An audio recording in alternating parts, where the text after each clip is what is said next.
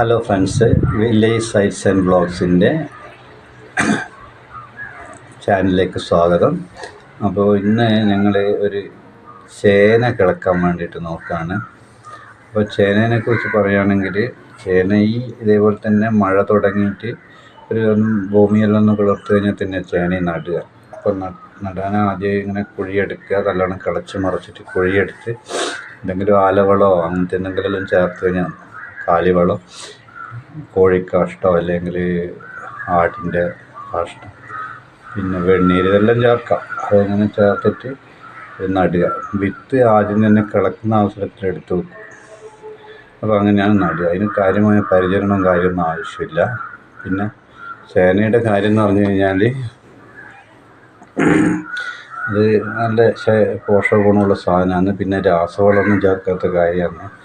അത് മാത്രമല്ല, പൈൽസ് പോലത്തുള്ള അസുഖങ്ങൾക്കെല്ലാം നല്ലതാണെന്ന് പറയുന്നുണ്ട്. അപ്പോൾ ചേന എന്നാൽ, പിന്നെ ചേനയുടെ എല്ലാ ഭാഗവും ഭക്ഷ്യയോഗ്യമാണ്, മിക്ക ഭാഗങ്ങളും. അതിൽ പിന്നെ എല്ലാ തോരനോ അങ്ങനത്തെ ഉപ്പേരിയെല്ലാം വെക്കാൻ എടുക്കാം. അതുപോലത്തെ തണ്ട് കറിയിൽ ചേർക്കും. പിന്നെ ചേനയുടെ കാര്യമായിട്ട് എടുക്കുന്നത് ചേന കിഴങ്ങ് തന്നെ.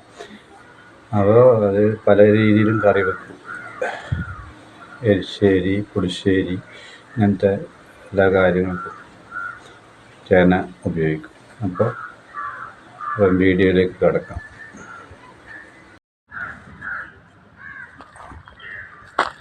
ഇപ്പോൾ ചേനയുണ്ടോ നോക്കാൻ പോവാണ്. ഏതാണ്ട് എവിടെയോ ഉണ്ട് ചേന. ഇതൊരു ചേന തന്നെയാണ്. ഇല്ല, പിന്നെ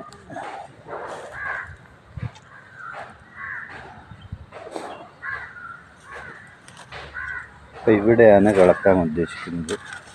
അത് ചേനയുണ്ട്. ചേനേൻ്റെ തണ്ടെല്ലാം ഇങ്ങനെ കുറച്ച് കഴിയുമ്പോൾ ഉണങ്ങിയിട്ട് അതങ്ങ് പോകും. അങ്ങനെ ഇതാക്കിയിട്ട്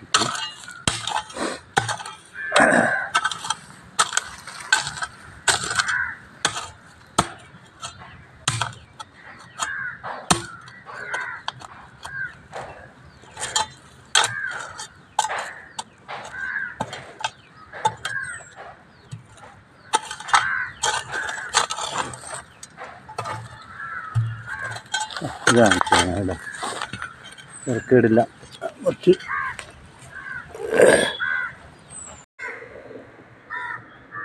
അപ്പോൾ ഇന്ന് കറി വെക്കാനൊരു ചെറിയ ചേന കിട്ടിയിട്ടുണ്ട്.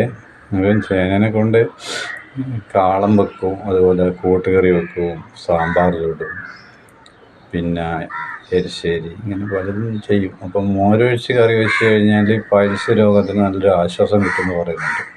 അപ്പം വീഡിയോ ഇഷ്ടപ്പെട്ട് കഴിഞ്ഞാൽ ലൈക്ക് ചെയ്യുക, ഷെയർ ചെയ്യുക, അതുപോലെ സബ്സ്ക്രൈബ് ചെയ്യാൻ മറക്കരുത്. അപ്പോൾ വീഡിയോ അവസാനം വരെ കാണുക. വീണ്ടും ഇതുപോലുള്ള വീഡിയോകൾ ലഭിക്കാൻ വേണ്ടിയിട്ട് ബെല്ലൈക്കൺ പ്രസ് ചെയ്യുക. Thank you for watching.